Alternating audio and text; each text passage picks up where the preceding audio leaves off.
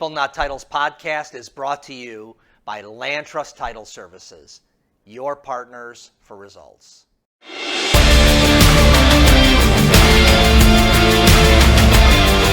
Hello, this is Steve Kaempf with the People Not Titles podcast, and I am here with one of the best in the business, Marc Cervantes. Marc is the partner for Cervantes, Chatt, and Prince. And Marc, you've been in the business quite a while, although you look like you just came out of the womb. You're such a young, healthy-looking guy. Thank you for being a part of the podcast. Thank you, Steve. I appreciate it. Yeah. So, Marc, I just want to talk. You're a returning champion here to the podcast, and so I want to thank you for spending time with us. But a lot of new things have happened since we last talked, and I first just want to talk about what's happening with your firm. I know that you're always expanding, still keeping the same awesome level of service, but just catch us up to date on what's happening with the firm. You know what? We're always looking to grow. We're actually hiring. So if anybody knows a paralegal, we're looking to hire a paralegal. But, super. We're one firm, but we have different practice areas. So we have two offices, one in Burr Ridge and one in downtown Chicago, which I run. I handle all the transactional work. My Burr Ridge office handles our litigation. We represent HOA, associations, and management companies. So we've really grown that side of the firm. Yeah, that's been expanding big time, right? Absolutely. We were just at a convention for HOA, so received a lot of new clients that way. But on the transactional side, our bread and butter is residential. And I would say the split between residential and commercial is probably about 70-30. I'd like to get that to 60-40. Okay. So we've done a lot of new commercial deals. And when I define commercial, not just your big factories and things like that, which we've done. We've done the grain silos off I-55, but also multifamilies. So I am involved with a lot of multifamily clubs where I get business that way, and that's a lot of fun. And that usually comes with a mixed use sometimes too. So we've been seeing a lot of new files with, especially in Chicago where you have multi-use building in the city of Chicago, storefront on the bottom, and with multiple residential up top. Or we've done just straight a lot of residential. We just got a contract for a 26-unit residential building with a commercial on the bottom. Awesome. So it's nice because I can charge hourly on those. Absolutely. And I think all of that experience on the bigger deals helps you to just be all that more astute on the smaller ones, right? Absolutely. Yeah. Absolutely. That's great. Marc, your staff, and is there a unique way that you guys work in terms of your partnership? You have some of the top agents in the city for sure, and in Illinois. What has them coming to you? Why do they choose Cervantes? We have some high-powered agents, and what they like is that, especially on our side downtown with the transactional work, we have a team of at least 4, sometimes 5 people working on every single file. So for instance, I've had meetings all morning. If anybody calls or emails, everybody in the office knows about every single file. May not know the details, but they're familiar with every single file. I know some firms split it up to seller side, buyer side, but in our firm, everybody touches a file at some point during the transaction, so they're aware of it. So if I'm not able to answer the phone or answer an email immediately, they're still getting service. And same goes for when somebody's on vacation. Everybody knows what's going on. And they really, the agents that I work with and clients for that part, they like being able to talk to somebody about their file. They're not routed to some call service. We actually answer the phone because we're in the office every day. And the file moves along, because Correct. Usually it's not, if they have something big to talk about where it involves negotiation or strategic principles of the transaction, you obviously are jumping in, but to move the file along, you have people all the time, so there's no delays and no hitches. That's exactly right. And the agents and the clients like that because they can speak to somebody. Absolutely. That's still very important, even with younger generations that would prefer to text or email. This is the biggest transaction a lot of times in their life, and they want to talk to somebody about it. Absolutely. Marc, in terms of just the market in and of itself, actually, one of the differentiating factors too is that it seems to be there's a move towards less attorneys showing up to transactions.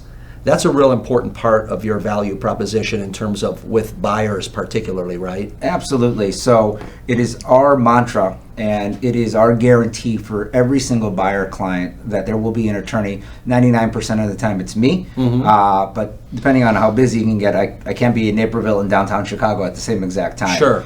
So we are there physically. So we're not just a voice on the phone. We're not just another side of an email. We are physically there for the purchase of every single property that we do.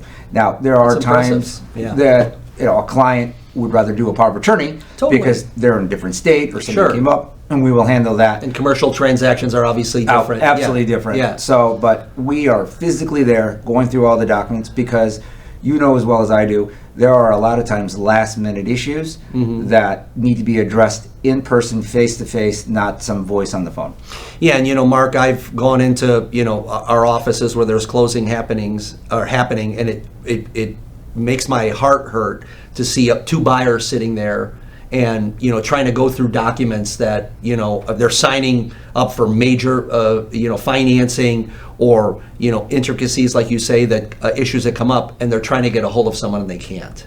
And it's not only the explanation of all those documents, and it puts the client at ease 100%. when they can see somebody next to them, across from the table from them, regarding those. Now, if you're a seasoned buyer, it may not be the same, but they still it's we tie the bow up because Absolutely. I like the handshake. Right. We like going through those. Would I save more time by being able to do everything remote? I would, but it's my personal preference, and I think it's a lot of the clients' preferences that they are able to look me in the eye and we're able to go through all the documents together. Yeah, and I think most important, I don't want to say most importantly, but I think as important is that you are also the face of the agent that is your referral source, right? Absolutely. So you are representing the relationship that they're leveraging their buyer relationships with you, and they know that at that closing they are going to feel the excitement of a closing, right? You're buying a new piece of property, you're moving, you're taking on a new, you're expanding your family, whatever it is, and it's an exciting time, and for you to be there and celebrate that with them and make sure it goes great is really something. I have noticed though, Steve, that more realtors are coming to the closings. Yes. And also more lenders are coming to the closings. I noticed that as well, yeah. So I think there may not be a complete paradigm shift to the way it was in 2005 or 2006 where the room was full of people. Right. But I think for at least what I'm seeing, I wouldn't say it is the overall way everybody's doing it, but a lot of my referral sources and people I'm working with, they're starting to come because there is a celebratory portion to it as well, because it was a journey for a lot of these buyers. Yeah, and a lot of times you have multiple offers, and so they won the deal, right? And so they want to feel good about that as well. So what I'm hearing, Mark, just from a value proposition, it is you've built really long-standing relationships with top agents. Not like they're coming in new. These are people that have worked with you 15, 20 years, right, on their business, and you've watched them from coming into the industry to building and growing their book of business. I have, look, if I took the top 50 agents and I called them, they already have their teams. Once in a while it'll work where somebody retires, I take on somebody else's business because that person's retired. But I've really focused over my career, because I've been doing this for 25 years now, is to get an agent when they're brand new or they're maybe doing 5 deals a year and growing with them, because that becomes a trust factor. We work as a team. There's a rhythm, just like to anything else. There's a 100%. rhythm to a transaction. Yeah. And there's a trust factor, and the clients can tell, because the clients don't know me. They see my name on a contract and they take their agent or their lender's word for it. I have to build that trust, and it's a lot easier with the team. And so I focus on people. Look, we'll work with anybody. Of course, we're seasoned enough to do so. But the people I can really focus and try to work with are people that I can grow with as well. Yeah, and you mentioned the relationship and the rhythm of the relationship, right? There are agents that like to work differently, right?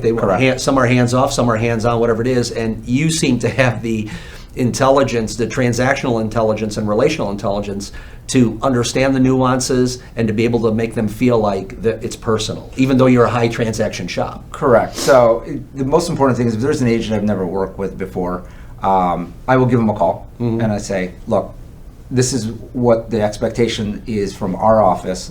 If you do things differently, let us know. But these are the things that we're going to do. That way there's no double work. I want my agents to be on the road selling, right? And doing what they do best. correct. And once the file comes in our office, I like to be the chef. And at that point, then we're able to run a transaction so there's a coherent timeline and coherent request of the other side. Yeah, you know, back in the day, Mark, it was, my cousin Vinny got me out of a traffic situation. I want to throw him a bone with my real estate transaction or whatever it is. And I think now, with the changing markets, the amount of the need for speed in the negotiation process, and I think even kind of now more importantly than ever, security. You have to work with a real estate attorney, don't you? Correct. And you know, as attorneys, we're told that you can't be a master of everything, right? And just like I've done different types of law, I focus on real estate transactions. I know the trends. I understand what's expected. You know, there's a new contract that's out. You know, if you do a real estate transaction once every 6 or 7 years, you know, you may be very knowledgeable about it, but you might not be up to date. So we pride ourselves in understanding what the current trends are. I'm part of many organizations that are reviewing what we're doing. Constantly talking about it. Absolutely. So I think there's a value to having a specific type of attorney for a specific thing. Could I do certain other types of law? Have I done other certain types of law in my career? I have. But you know, I choose not to do them now because I haven't followed up with them. Yeah, and so some of the things, you know, in running a business like you're doing, it's as important to know what to say no to as what to say yes to, right? So you can have new opportunities every day, and you're like, no, I'm going to stay in my lane. And notice that you've done that really well, and all of a sudden that lane starts to grow for you. Well, what's great is I know other people, you know, one of our mantras is, you know, we do all things real estate. However, there are certain things that we don't do, but we have great partners that we can refer business out to. It's seamless that way. Mark, how do you, from you know, there's people that watch our podcast that are business owners that are completely separate from real estate. How are you able to look at the kind of the microcosm of the transaction and yet still zoom out to build a law firm and be an entrepreneur? Those are different, delicate things to balance. Well, one, it's incumbent upon myself and my partners because, you know, I've been a sole practitioner, so the only person I had to really worry about was myself. Now we've grown, and it's incumbent upon us, and this is what I think about constantly, is we must do well so that our firm, they can eat. Yeah. So that it's some pressure there, right? It's a lot of pressure, but at the same time, our staff, our partners, we've all bought in that the better that the firm does, the better that everybody else does. So if we do a good job, and we've been doing this long enough where we do a good job, the business will come. Absolutely. I mean, we still have to go get it, but 100%. the business will come because we've been doing this long enough. Our work pocket is very good. So that's kind of our guiding light is, you know, and if it ever came to it, if there was only enough money to pay the staff versus the partners, staff gets paid first. And you know, let's talk maybe looking into the future, Mark. Is it just growing what you guys are doing best, or is there another vision for your firm that you have? You know, we've taken on some other attorneys from other firms that lateraled over, you know, but building what we're doing right now, you know, because we have enough work between the partners that we have associates that do that work. You know, it's always building the pipeline, right? If the pipeline goes dry, then we're in big trouble, right? So we've talked about hiring other people that bring in different kind of practice areas that we don't do. We've increased our trust and estates portion by bringing in some other people that have that knowledge. And we were doing a little bit of it before, but we're really trying to shine in that area because everything kind of, you know, you buy a new house, you have a family, you need a trust, or you need a will, or power of attorney, or things like that. So it all kind of it makes sense. Yeah, it's a cohesive and holistic, it seems like. Correct. You guys do business stuff too as well, We do. setting up corporations, things like that. That's something. So if you have investors out that are looking and saying, "Hey, I want to start getting in the game," you can help them get set up from ding to dong. All right, I'm closing a deal tomorrow where somebody, a past client that had bought a condo for their daughter, reached out to me. I want to buy this commercial property. It's a mixed use. It's straight commercial. It's got a grocery store in it. It's got a gaming license. It's got liquor license. So, and then my client's buying the real estate. I handle real estate. My partner Bill handles the corporate work. So we have created new corporations and things like that. So we run the full gambit there. That's awesome. That's really valuable. And again, it's valuable for these higher end brokers that are looking to refer someone that can handle everything. Instead of having 6 different balls to spin, it's like, I'm going to send them over to Marc Cervantes and his firm is going to take care of them, whether it be estate trusts, business setup, whatever it is. Correct. That's great. So Mark, shifting to the market currently, it's beginning of March, it's starting to heat up a little bit. What are some of the things? I know we have the 8.0 contract. What's the impact in your mind that the 8.0 is going to have in the marketplace? Well, not only do we have an 8.0, the CAR, so the Chicago Association of Realtors also has a new contract Absolutely. out as well. Yes. So, one, we had to learn about it. The nice thing about it is I know a couple of the guys that were on the committee. Mm-hmm. So, different organizations have had their seminars regarding it. I mean, for the most part, the 8.0 contract was a cleaning up of other past issues with regards to the former contract, for instance, 7.0 contract and the other CAR contract. We're learning it as we go along. We have been getting emails and phone calls from our specific agents how to fill out certain things. One of the major changes was the as-is portion Yes. in the 8.0 contract. So we've been talking to our agents about how to fill that out with regards to the inspection, because before it was just an as-is contract. Yes. Now it is as-is with, you can make requests or as-is. 3 different type of options, right? So, and then some agents will mark as-is with no request, but then they get the report and then they're saying, hey, can we make these requests? They said, well, you signed this saying that you wouldn't make a request, and the seller would then have a unilateral right to cancel it. So we're trying to learn it ourselves And coach people. at the same time, because what'll happen is there are 10 people making offers. This off, by making it as is with no request, that made us stand out.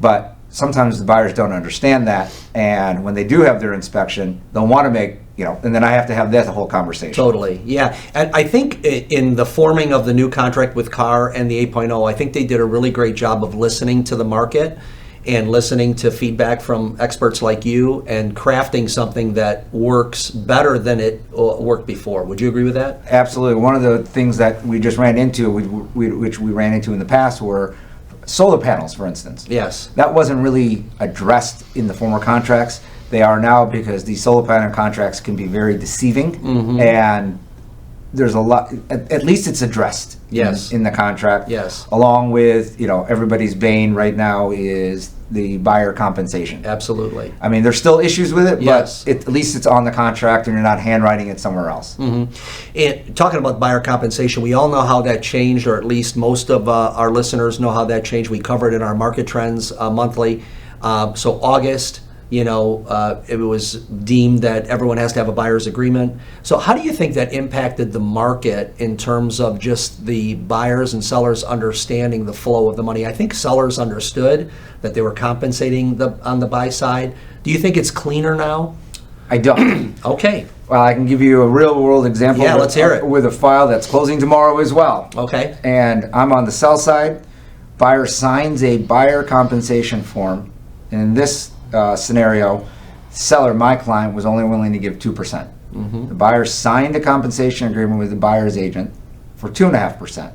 So, in my opinion, that was fairly clear that the buyer is picking up the other 0.5%. Absolutely. Well, we were supposed to close on Tuesday. Buyer says, I'm not paying that 0.5%. I don't know what happened on the buy side because I'm on the seller side, but we get an email yesterday saying that the buyer's agent is foregoing their 0.5% and that we're going to be able to close on Friday. Okay. Because, in my opinion, the contract between the buyer and their agent has nothing to do with the contract the buyer has with my seller client. And that's what they were trying to accomplish, right? Absolutely. Kerfuffle. I mean, I'm going to guess that the buyer's agent and their brokerage, they succumbed to the pressure and they waived that. But I was ready to send a default letter out taking the buyer's earnest money because they would not have any other contingencies. So that's important, and I think the hypothetical value is that the buyer's agent is able to sit down, explain the value proposition that they bring to the table, and have that value separate from what the seller's willing to offer. My fear is that the buyer gets a packet, including the contract and that buyer compensation, and they just said, hey, please DocuSign this. And it wasn't either, and I'm not saying that happened in this scenario, right? That either wasn't explained or the buyer conveniently forgot.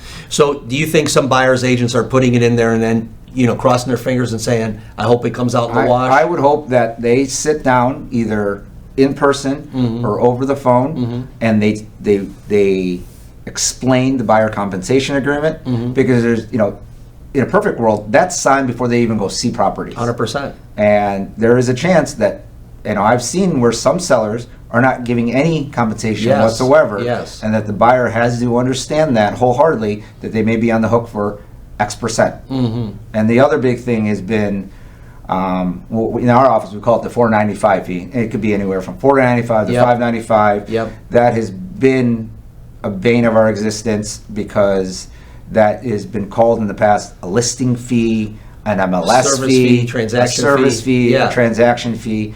And when there's a commission statement that the seller puts out, and it should say, seller's willing to pay, for example, 2.5% of the gross amount or net amount, whatever it is, and sometimes it'll say plus the 495 fee. But a lot of times it doesn't. And I've been a closing last month where we represented the seller again.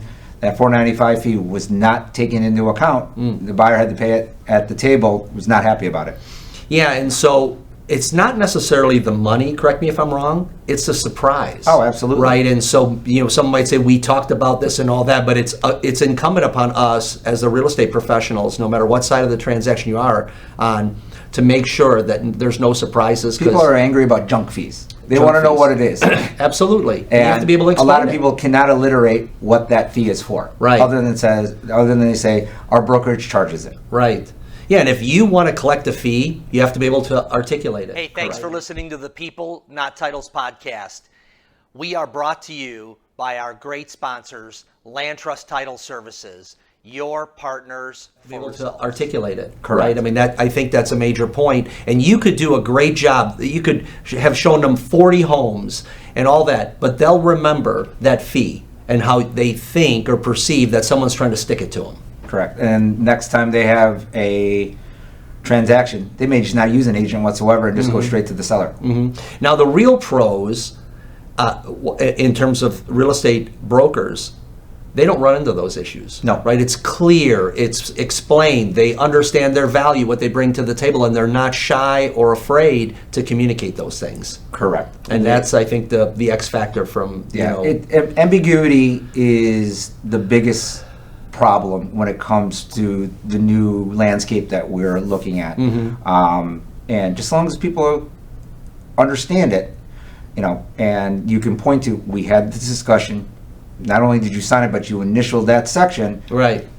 If you can conveniently forget things, but you signed the contract for a reason. So do you think, your perception of the market, do you think realtor compensation has remained the same, or has it gone down a little bit, Mark? It's actually gone up. Okay, it's gone up. I saw this before August of 2024, and I'm seeing it now where some buyer's agents are requiring that they receive 3% on every transaction. In the past, in the general Chicagoland area, it was usually 2.5% on each side. Now I'm seeing a lot of agents get 3%. So the buyer may be on the hook for the other half if the seller's giving 2.5%. I was part of a transaction where the buyer's agent had told the buyer, I normally will get 3.5%, but I'll do it for 3%. So it's higher than the 2.5%. Now that's not everywhere, but I am seeing the 3%. Yeah, and I think I think it's actually a good thing, Mark, in this sense. I think that real estate brokers, when all of this discussion came out, they had these big long lists of all the things they do, and I think a lot of real estate brokers looked at it and said, damn, man, I'm doing a lot of stuff here. Correct. I am worth the money. I am going to be worth the money as you sign this, and then they work harder to deliver on the value proposition, and they want to get paid for it. Absolutely. Fair enough, right? Absolutely. Yeah. You know, everybody has a worth, and the best agents are the ones that can articulate that to their clients, and provide service. Provide service, absolutely.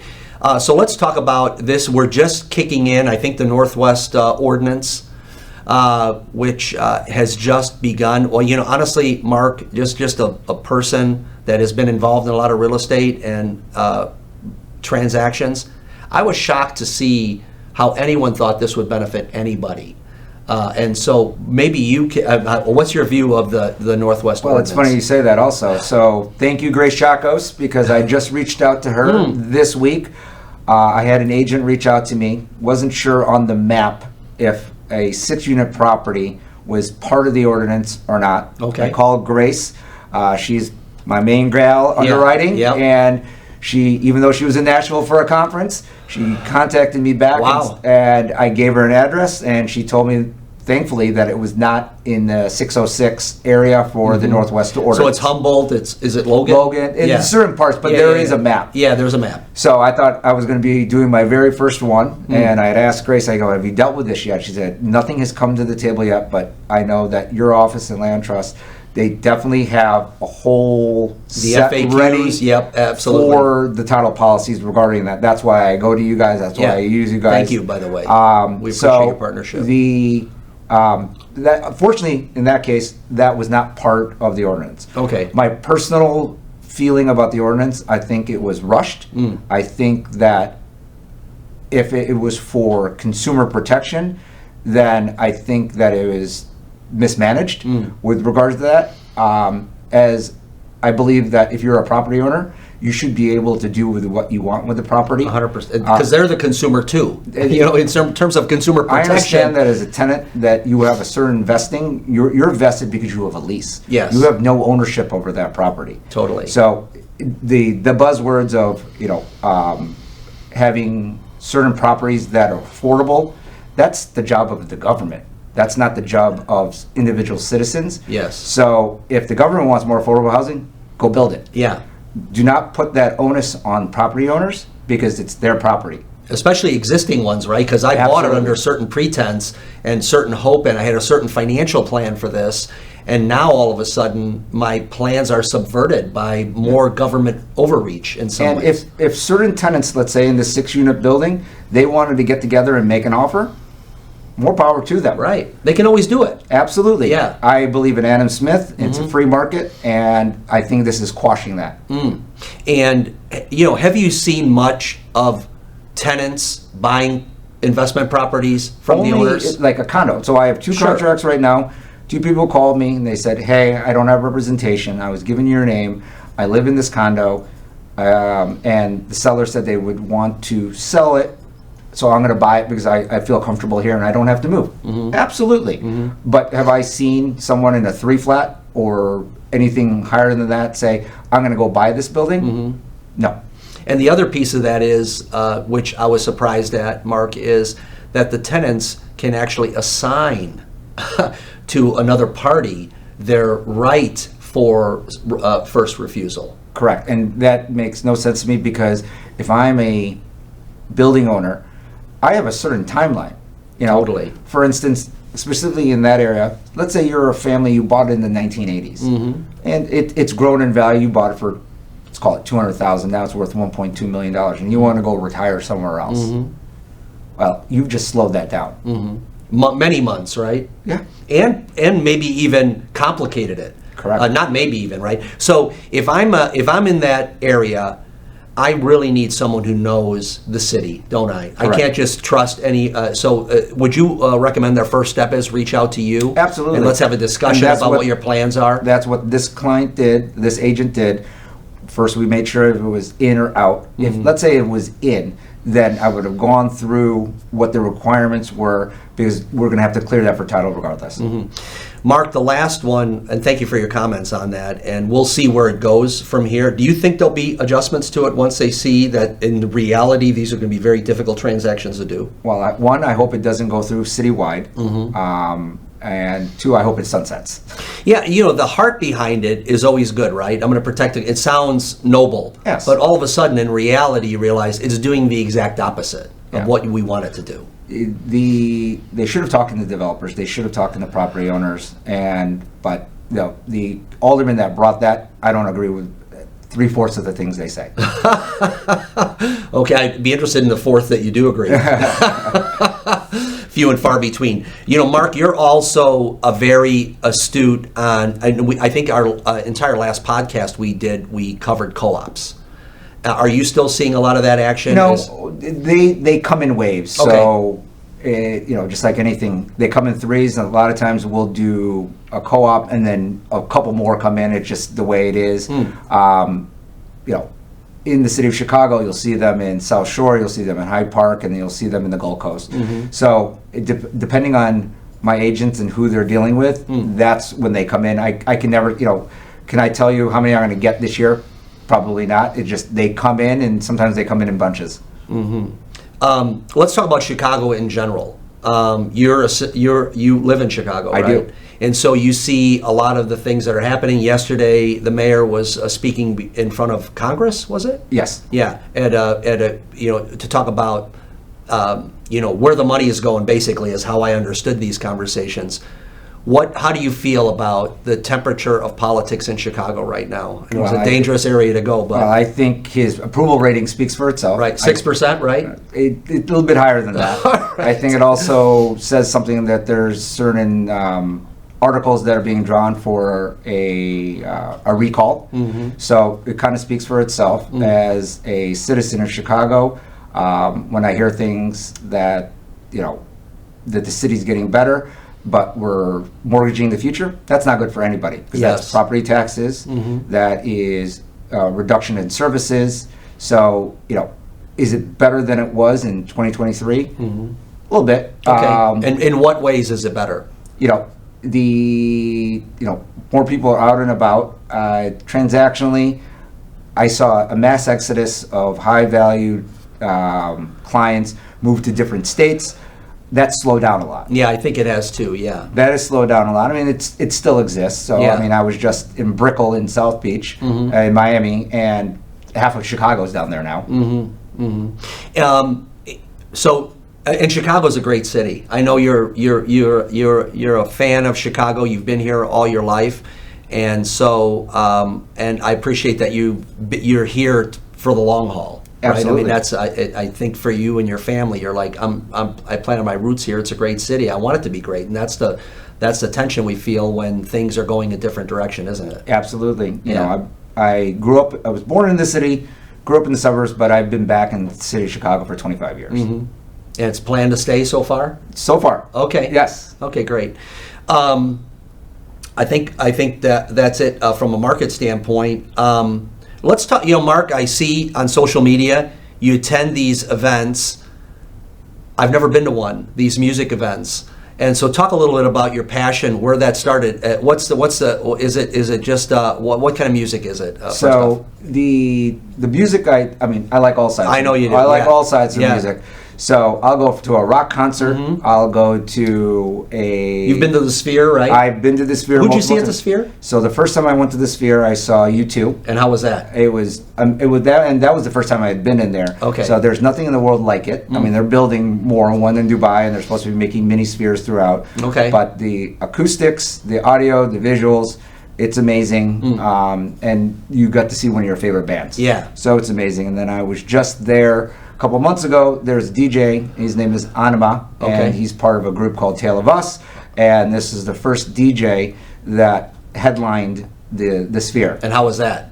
Amazing. Wow. So it was, that venue when they replicate it, you'll never want to see a concert any other way. Wow, that's great. So, a lot of the things, so Lollapalooza just announced that they're back. Yep. So they'll be back at the end of July, beginning of August. Yep. So I go to shows from, I went to Lollapalooza when it was still a traveling festival in the early 90s. Wow. All the way to every single one that they've rehabbed in Chicago. I think it's been back here for about 20 years. So you've been to every Lollapalooza. Yeah. And prior to that, I had been to 2 or 3 when it was still a traveling festival because I was in high school at the time. Okay. So got to see some great bands.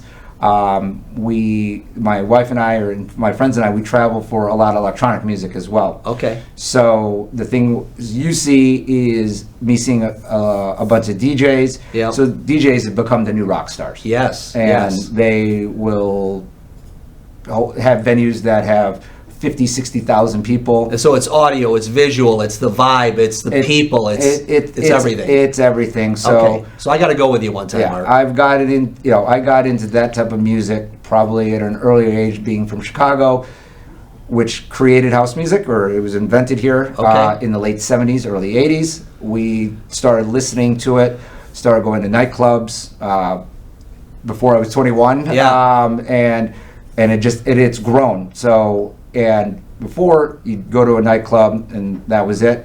But there's been a lot of people that are leading the charge for these mega festivals. Okay. So, for instance, there's one here in Chicago called the Arc Music Festival. So I have some friends that run that festival. But I've traveled around the world for different festivals. I'm going to be in Miami in 2 weeks for what's called the Ultra Music Festival. It's at Bayfront Park. And that is probably... there's over 50 or 60 artists that are playing down there. Yeah. I actually met my wife at an event called, before it was Ultra Music Festival, it was called the Winter Music Conference. It was always done in South Beach in Miami. Huh. That's where I met my wife. Okay. How long ago was that? 2004. Wow. And we go to these events. So did you hit it off right there, and then we met and we both found out we were both from Chicago. Okay. We rekindled it here in Chicago. Yeah, got you were on each other's radar because of one of the festivals. And these festivals are all around the world. I've been to Europe to go to these festivals. Wow. I've been to Mexico for these festivals. So we will travel for these festivals. That's great. And you could be next to a 22-year-old, or you'd be next to a ER doctor in the crowd. So the difference of the range of people that listen to the music. Yeah. And if you just listen to popular radio on the telephone, electronic music has taken over what's considered listenable these days. Awesome. What does it do for you, Mark? Well, personally, like when you go there and you come back, just like anybody would say, if you could bottle up the energy at these concerts, because, like you said, it's audio, it's visual, and relational. It's just like any musician. They take you on a journey. Yeah. And there's highs and lows to it, and everybody's focusing on that, and there is an energy. There is a vibe, but the energy at these concerts, at these shows, are amazing. That's awesome, Mark. So you make me want to go, so that's a good thing. You've great commercial for that scene. Mark, I want to talk a little bit about some of the things you're involved with, from a philanthropy standpoint. Sure. So talk just a little bit about that, some of the things that are important to you. Perfect time again, Steve. Yeah. So this morning before we sat down to talk, so I am involved in an organization called Big Shoulders. Their mission statement is to raise scholarship and funds for inner city youth to go to parochial schools. So, and a lot of the students that get these scholarships... And you're a product of parochial school. I am a product of parochial school. At Bennett. I am. Yes. Right? Yeah. If we did this yesterday, I had my ashes on me. Oh, there you go. Okay. So, we raise money for these students because in a lot of these neighborhoods, the public school is not the greatest, and this is a place for the families and the students to get a good education, as well as kind of insulate them from what's going on in the neighborhood. Give them another option, right? Absolutely. So it started in the early 80s. Cardinal Bernardine at the time went to a lot of the businesses in town, and I was 7 at the time, but my parents were part of the flight from the city to the suburbs.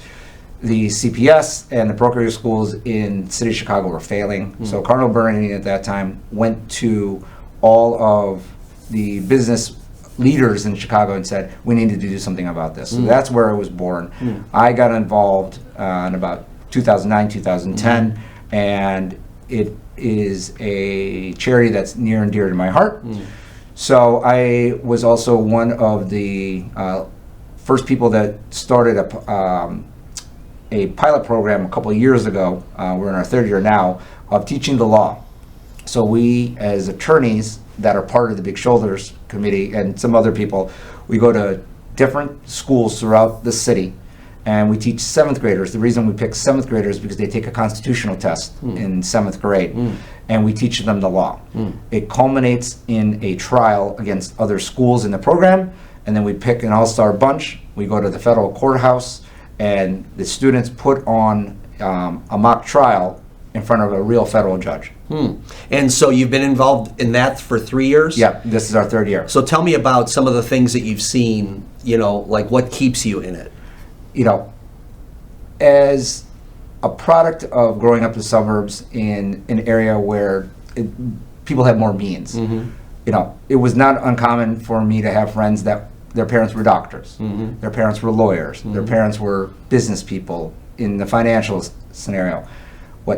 Here, giving students a window to what they could be. You get good grades, you pay attention in school, you can be an accountant, you can be an attorney, you can be a doctor, because they're not seeing that in their community. And bringing, so it's exposure to the professional field and success and business mindset and all that. For instance, another program that Big Shoulders does, they do a stock market competition. Okay. So, that was part of my upbringing. My parents would talk to me about finances. They would talk to me, back then it was, we need to buy more IBM, or we need to buy more Coca-Cola.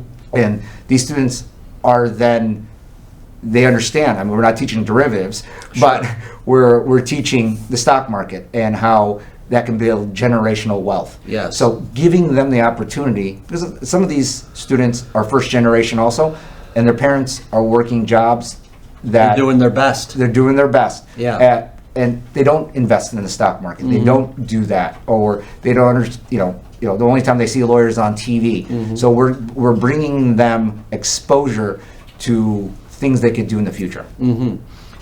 That's amazing, Mark, and it's great. And and so giving back is part of your DNA. Absolutely. Okay, that's impressive. And so, just putting two and two together, when people are partnering with you, they're partnering with more than just a law firm. They're actually intrinsically they're impacting all the things that you just spoke about. Yeah, and the great thing about it is, especially when somebody's moving to Chicago or the Chicagoland region, because I know the city, I also know the suburbs since I grew up there. Let's say somebody's moving from California or New York or where they're going to move from.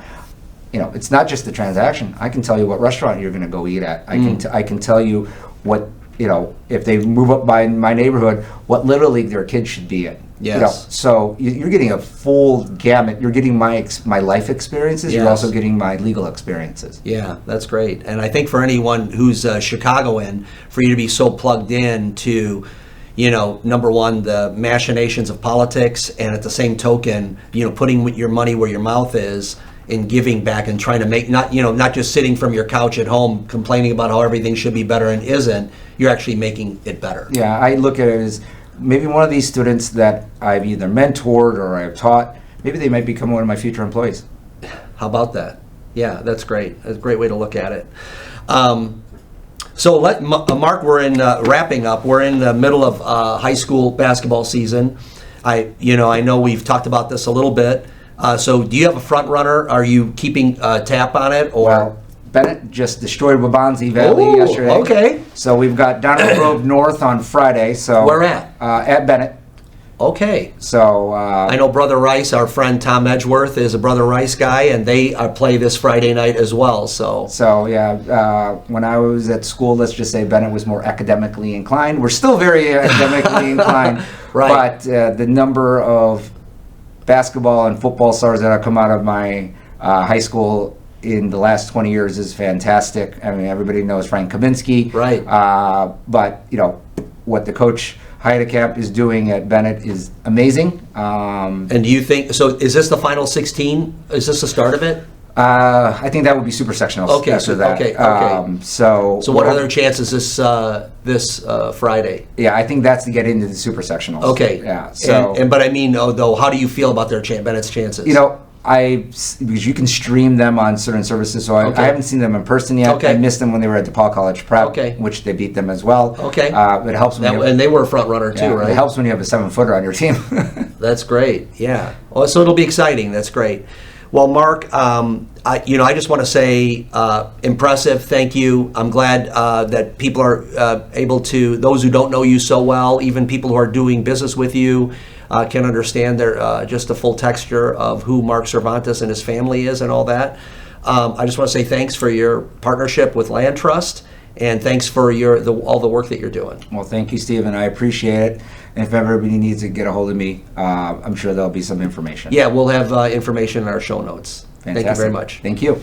Great. Thank you. People Not Titles podcast, signing off with Marc Cervantes. Thanks. Hey, thanks for listening to the People Not Titles podcast. We are proudly sponsored by Land Trust Title Services. If you enjoyed the podcast, please hit the like button, please subscribe, and we'd love it if you'd share our podcast with your friends. Thanks a lot.